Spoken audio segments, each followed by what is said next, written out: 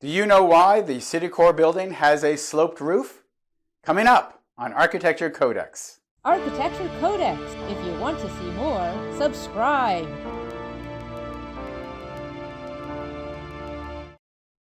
"50 years after the Chrysler Building and the Empire State Building gave New York City its dominating skyline, another building emerged, which taught every building since just how important skyline identity is. The Citicorp Center by Hugh Stubbins changed New York and is worthy of great building status. There is a lot of ingenious thinking that went into all aspects of the building that stretch from the top to the middle to the bottom of the tower. To clear the site, they demolished a Lutheran church, and the developer built a new church on the northwest corner, a completely separate building by Emery Roth and Sons, who have been the architects of record for many of New York City's greatest buildings, working with the design architects on such buildings as the original World Trade Center Twin Towers by Minoru Yamasaki, Architecture Codex video number 15, the Pan Am Building by Walter Gropius, and of course, the Citicorp Center by Hugh Stubbins. At the base, Citicorp Center, built by Citibank, but now known as 601 Lexington Avenue, gave up a lot of space to the public. The open corners lead you into the site and below street level, so you can get away from vehicle noise. And there's an interior atrium with shops and other amenities, so you can take a break inside a building in Midtown Manhattan. This kind of casual intimacy endears a building to the people. The designers created the openings at the corners by placing the four major support columns away from the corners and at the middle of the sides of the tower. The windowless base of the tower is mostly the transferring trusses and diagonal bracing carrying the load. This worked fine and added to the building's unique appeal, but more on the structure a little later. As for the middle, while it appears to be simply a shaft, inside the architects and engineers devised a double cab elevator system. With one cab fixed on top of the other, you could transport twice as many people at a time. This simply meant that if you were going to an odd number floor, you needed to get on the elevator from an odd level lobby. It was an effective system before they had enhanced computer control algorithms. At the top, the angle of the roof is precisely the angle of our latitude and the best angle to optimize the collection of solar energy. But it is unclear if it was meant for photovoltaic or hot water panels. The panels were never installed. I think back to 1977, and solar panels were in their infancy, and it was probably not cost effective to install either photovoltaic or domestic hot water panels on the roof. Still, they sloped the roof with the expectation that someday they would work that out.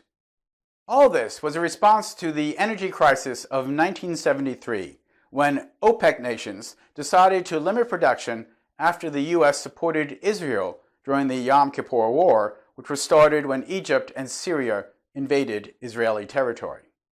This compelled the USA, and the building industry in particular, to make the buildings more energy efficient. In those early days of what we now call sustainable design, we talked about radical things like double pane glass and building homes with 2x6s instead of 2x4s so there would be more room for better insulation.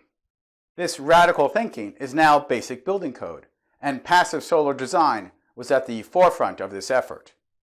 How do we leverage the sun and shade and building orientation to increase heat gain when we want and discourage it when we don't want it? And techniques were devised to collect the energy of the sun, including trom wall or trom floors, massive masonry or concrete building elements that would collect the sun's radiant energy during the day and release it as heat during the night. Back to Citicorp. I like it when physics drives a building form.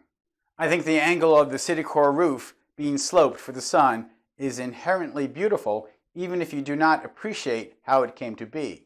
Somehow, it expresses its sincere deference to the sun, and we subconsciously appreciate that. Also, up inside of all that was the first use of mass dampers in a New York City skyscraper. This system at the top of the tower compensates for the wind by moving a huge mass of concrete on an oiled surface toward the windward side, keeping the center of gravity of the building within acceptable limits and reducing sway. Citicorp was one of the first towers tested in a wind tunnel to confirm its design was structurally stable. But in 1978, undergrad structural engineering student Diane Hartley and her professors did an analysis and found problems. They contacted the structural engineer, William Le Mesurier, to inform him. At first he was dismissive, but then he saw they had a point. While the Citicorp building had been wind tunnel tested for strong winds coming perpendicular to all four sides, they had not tested it with winds directed at the corners. Hartley's analysis showed that a hurricane-strength wind at the corner could cause more sway or do damage, and after a time, possibly bring down the building. Le Mesurier informed Citicorp, and they devised a fix. Without causing alarm and by creating a reasonable cover story, crews welded plates at the connections, otherwise made with high-strength bolts, creating a more rigid connection, a sort of belt with suspenders approach. Once it was done, they went public. And frankly, I think this speaks well of all parties involved. The impact of the Citicorp building on the culture of New York was immediate.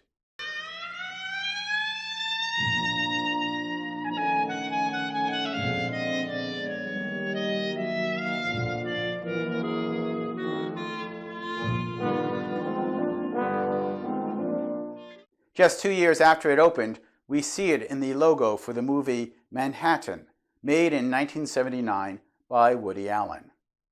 By the way, the movie Manhattan is an excellent and beautiful film. It's an ode to New York City, but admittedly it has some cringy moments, particularly since we know Woody Allen's history. I was a huge Woody Allen fan, and I did find his relationship with Soon-Yi, who was the adoptive daughter of his girlfriend at the time, Mia Farrow, to be very disturbing. But to their credit, they've been a couple for over 30 years. Anyway, I apologize for this yucky digression, but you get my point, that the Citicorp form was part of New York City from the moment it was created, and it has appeared in silhouettes of the skyline for the last 50 years. Since then, many buildings in Manhattan have tried to create skyline identity, mostly for the real estate value. Some have succeeded, others have not. Citicorp reminded architects and developers about that design potential, but I think Citicorp still towers above the rest because the profile is not arbitrary decoration, but something simple and designed to interface with nature, with the sun. And yet they still have not put solar panels on it. I was in high school considering architecture as a profession when the Citicorp building appeared on the scene. It was so creative in so many different ways that it was inspirational that such a new kind of building could still be designed. And I enjoyed the building. I liked seeing it from a distance. I liked the outdoor plaza. I liked sitting in the indoor atrium. While they even had a model railroad layout in it for a while during Christmas time, which is something that all the airlines and travel agents around Rockefeller Center did for many years in the 1950s and 60s. So you could argue that my positive architectural critique of the Citicorp building was influenced by those positive memories, and therefore it is fraught with emotional sentimentalism. And I would respond, of course. I'm Michael Molinelli, and this is Architecture Codex.